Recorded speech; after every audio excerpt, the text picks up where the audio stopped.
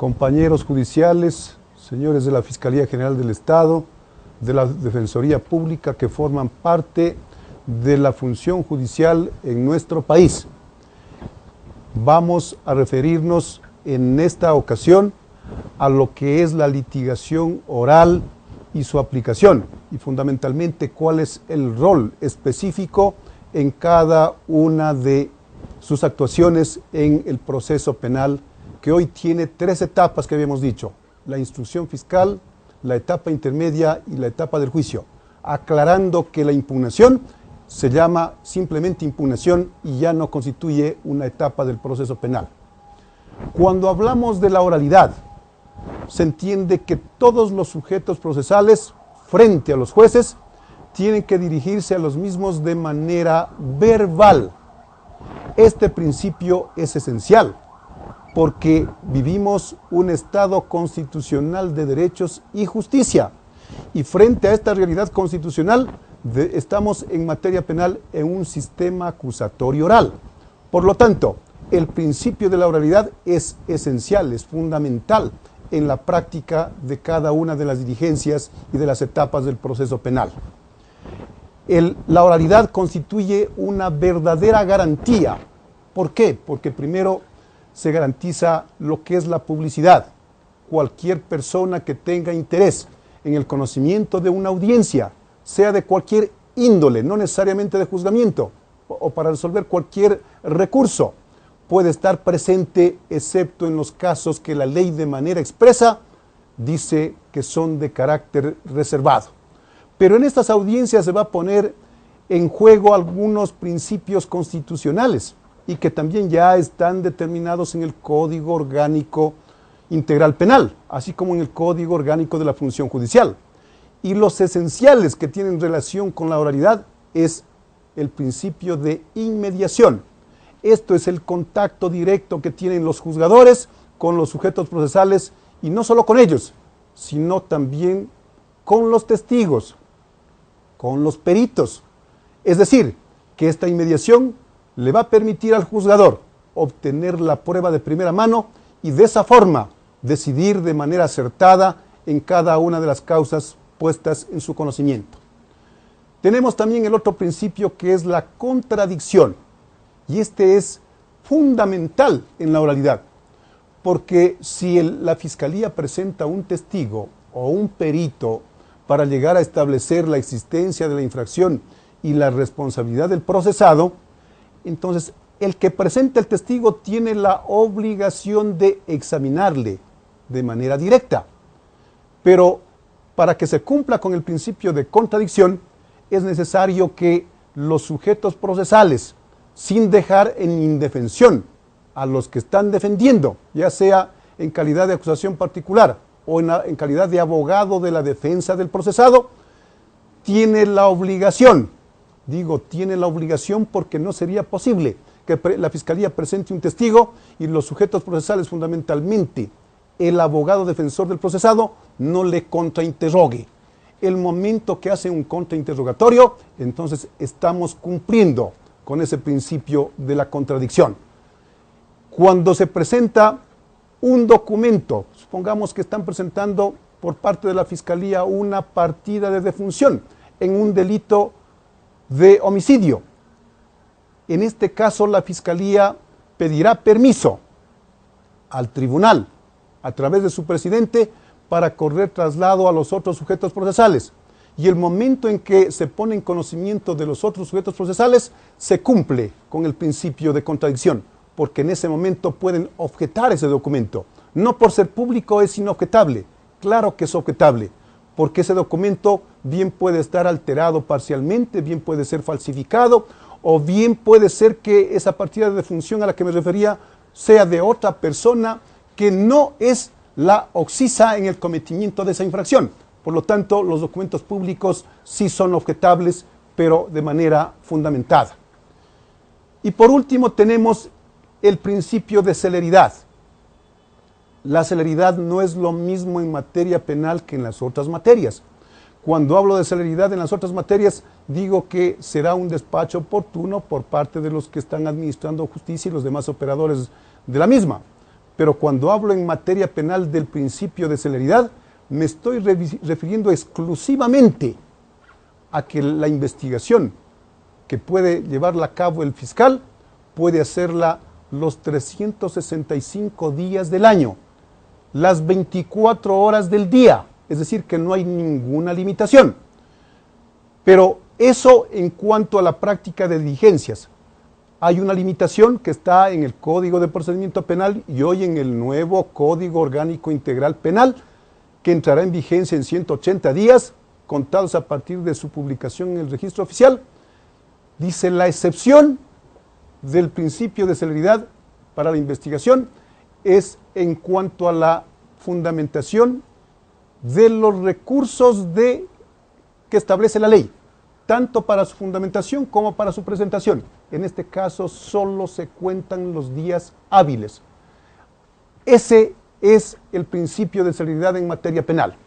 Pero ¿cómo lo aplicamos el principio de celeridad en una audiencia oral? Cuando estábamos en el sistema escrito, necesitábamos que un sujeto procesal venga con el documento, con el escrito, con la petición correspondiente, y el juez tenga que pronunciarse mediante providencia debidamente fundamentada, y de esa forma ir solucionando cada uno de los conflictos que se presenten en un proceso penal. Hoy no. Necesitamos que el sujeto procesal, ese momento que esté en la audiencia, pueda objetar o pueda hacer cualquier reclamo, y de manera verbal. El juez, que en este caso es el presidente de un tribunal, si es que está compuesto de 3 jueces, y si es uno solo, será el juez el que decida de manera verbal, a través de una resolución que se conoce teóricamente como resolución interlocutoria. Y de esa forma irá solucionando todos los conflictos que vayan presentándose a lo largo del desarrollo de una audiencia. Por lo tanto, digo que el principio de celeridad tiene una relación muy cercana a lo que es el principio de oralidad.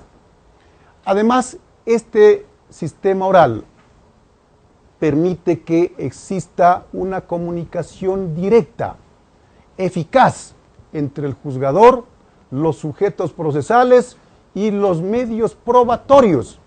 Y cuando hablo de estos 3 elementos, juzgador, sujetos procesales y medios probatorios, estoy hablando, relacionando directamente con lo que es el principio de inmediación al que ya me referí hace un momento. Tenemos que tener claras las ideas. Todos los juicios son públicos, es decir, las audiencias que se llevarán a cabo desde la de formulación de cargos o de la de flagrancia hasta que se culmine el proceso penal, todo será en base a lo que es la oralidad. Y si hablamos de la oralidad, tiene una característica esencial, que estas audiencias son públicas. Y si son públicas, entonces tienen acceso cualquier persona que tenga interés en esa causa, incluso por fines pedagógicos, puede concurrir a estas audiencias, pero en algunas no puede, hay una limitación, es decir, que son audiencias eminentemente reservadas, y esas ya las habíamos dicho, son en los delitos sexuales, son audiencias reservadas, en los delitos contra el Estado, tanto en el aspecto de afectar el asunto interno o externo, son reservadas. Y también cuando están involucrados menores de edad en el cometimiento de un asunto de carácter penal, también son reservadas. Es decir, que el juzgador deberá tomar en cuenta el momento que va a instalar una audiencia, si se trata de una audiencia pública o de una audiencia reservada. El proceso penal se desarrollará mediante este sistema oral y las decisiones se tomarán en la misma audiencia. Entonces, este momento, de acuerdo con el Código de Procedimiento Penal, si bien es cierto que la resolución se dicta en el mismo momento, es decir, al finalizar la audiencia después de la deliberación por parte de los juzgadores, pero hoy hay un ingrediente más, pero ese ingrediente más está ya en el Código Orgánico Integral Penal. Las resoluciones verbales que tienen que dar los jueces es de manera motivada, y cuando hablo del principio de motivación, se entiende que estoy refiriéndome al artículo 76.7.L de la Constitución. ¿Y qué es la motivación? La motivación es que el juez tiene que explicar los hechos, las pruebas y las normas pertinentes, tanto legales como constitucionales, aplicables a cada caso concreto. Entonces podemos decir que todas las actuaciones que realiza el juez como director de las mismas en las audiencias deben ser de manera oral, pero la ley ha franqueado ciertos aspectos que son de orden escrito, y los que son de orden escrito son: una denuncia no puede ser de manera oral, si bien es cierto que puede comparecer el ofendido o cualquier persona que sepa sobre el cometimiento de un delito, puede comparecer a la fiscalía y de manera oral exponer la denuncia, pero la fiscalía tiene la obligación de reducirla a escrito. El ofendido, cuando ya se inició la instrucción fiscal, tiene derecho a presentar la acusación particular, y esta tiene que ser de manera escrita. Hay informes de los peritos, versiones de los testigos, versiones del ofendido, versiones del procesado. Todas estas diligencias necesariamente tienen que constar por escrito, incluso las de los testimonios anticipados, porque cuando se toma un testimonio anticipado tiene que ser en la etapa de instrucción fiscal, y cuando vamos a la etapa del juicio tengo que llevar el documento, y ese documento deberá ser leído y analizado, y se cumplirán con todos los principios, sobre todo con el de contradicción, a fin de que entre como prueba legítima en la etapa de juicio. Pero tenemos que ir ya entrando en lo que son los alegatos de apertura en una audiencia de juicio. El juez, en este caso el presidente del tribunal, deberá señalar día y hora a fin de que se lleve a cabo la audiencia de juzgamiento. Y para instalarla tendrá que pedirle al secretario que certifique si se encuentran o no los sujetos procesales, los testigos y peritos que han sido llamados para que rindan sus declaraciones en esta audiencia. Si el secretario certifica que están presentes todos aquellos, entonces el juez tiene la obligación de instalar la audiencia.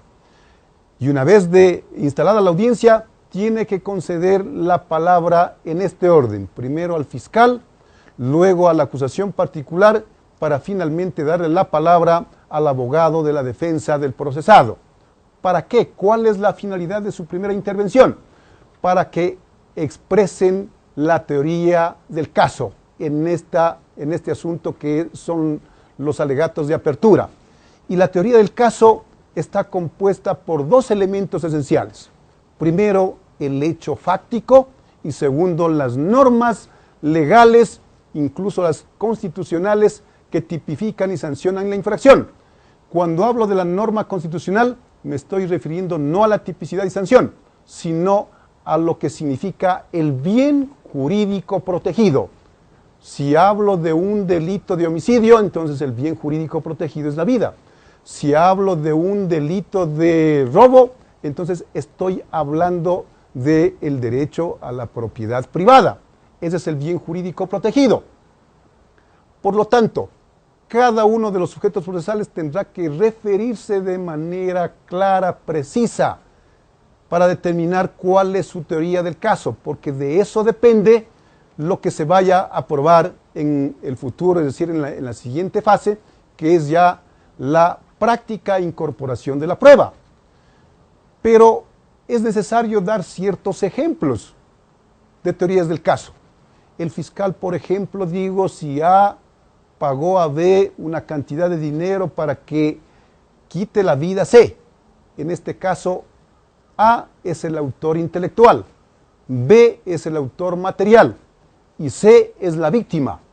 El delito en la actualidad, de acuerdo con el Código Penal, es asesinato, y de acuerdo con el nuevo Código Orgánico Integral Penal, se trataría de un delito de sicariato, que entrará, como dije hace un momento, hay que ser reiterativo.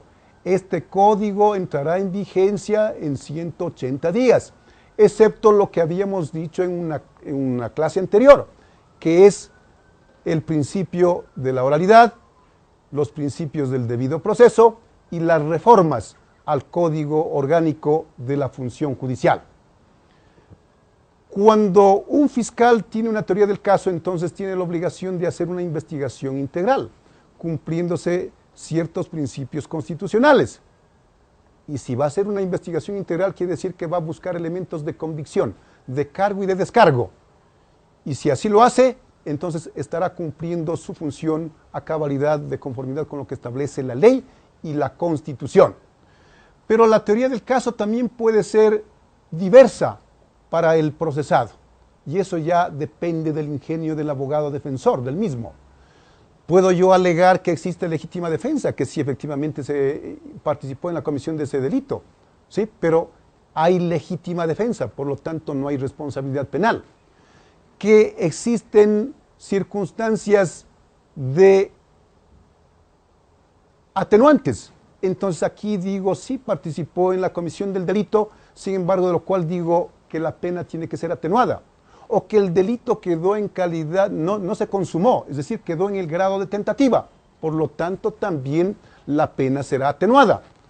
Consecuentemente, digo que cualquier fiscal, cualquier abogado en libre ejercicio de su profesión, un defensor público, tiene la obligación de crear su propia teoría del caso que debe ser probada en la audiencia de juzgamiento correspondiente. Finalmente, tengo que referirme a lo que es la prueba, los elementos de convicción que busca el fiscal durante la instrucción fiscal, que dura 30 o 90 días, según sean delitos flagrantes o no flagrantes, tienen que convertirse en pruebas. Y para que se conviertan en pruebas, si el ofendido rindió su versión en la instrucción fiscal, esa versión nunca puede ser prueba. Para que se convierta en prueba, tiene que concurrir a la audiencia de juzgamiento a rendir su declaración bajo juramento. Igual el procesado tiene la obligación, si es que él quiere, ¿no?, de rendir su declaración o acogerse al derecho del silencio, pero tendrá que ser asesorado directamente por su abogado. Cuando vaya a rendir su declaración, el Código Orgánico Integral Penal ya no le obliga a que se le tome el juramento, sino simplemente dirá si desea o no desea rendir su declaración. Y si así lo acepta, entonces tendrá que dirigirse al tribunal y someterse al examen y contraexamen de los sujetos procesales que se encuentran presentes en esa audiencia. Es necesario que el fiscal, cuando elija a sus testigos, primero vea que le van a ser útiles en la etapa del juicio.